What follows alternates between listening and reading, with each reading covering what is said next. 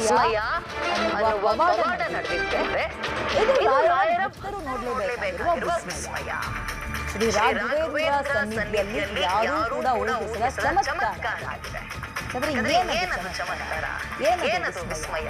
ರಾಯರ ಪವಾಡದ ಎಕ್ಸ್ಕ್ಲೂಸಿವ್ ದೃಶ್ಯ ನಿಮ್ಮ ಗ್ಯಾರಂಟಿ ನ್ಯೂಸ್ನಲ್ಲಿ ಹೇಳ್ತಾ ಹೋಗ್ತೀವಿ.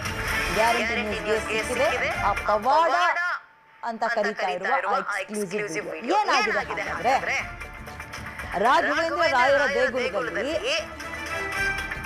ರಾಯರ ವಿಗ್ರಹದ ಮುಂದೆ ಬತ್ತಿ ಹೊಸದ ದೀಪದಲ್ಲಿ ಅಚ್ಚರಿಯೊಂದು ಕಾಡಿದೆ. ಭಕ್ತರೊಬ್ಬರು ಹರಕೆ ಹೊರುವ ವೇಳೆ ದೀಪ ತನ್ನಿಂದಾನೇ ಹೊತ್ಕೊಂಡಿದೆಯಂತೆ. ಬೆಂಗಳೂರಿನ ಮಾಗಡಿ ರಸ್ತೆ ಹೊನ್ನಗನಹಟ್ಟಿಯಲ್ಲಿರುವ ದೇಗುಲದಲ್ಲಿ ನಡೆದಿರುವ ವಿಸ್ಮಯ ಗ್ಯಾರಂಟಿ ನ್ಯೂಸ್ಗೆ ಬರೀ ವಿಚಾರ ಅಲ್ಲ, ವಿಡಿಯೋ ಸಿಕ್ಕಿದೆ. ನಿಮ್ಮ ತಂದಿರುವ ಪ್ರಯತ್ನವನ್ನು ನಾವು ಮಾಡ್ತೀವಿ. ಅದಕ್ಕೆ ಆರಂಭದಲ್ಲಿ ಹೇಳಿದ್ದು ರಾಯರ ಭಕ್ತರು ನೋಡಲೇಬೇಕಾಗಿರುವ ಸುದ್ದಿ ಇದು ಅಂತ.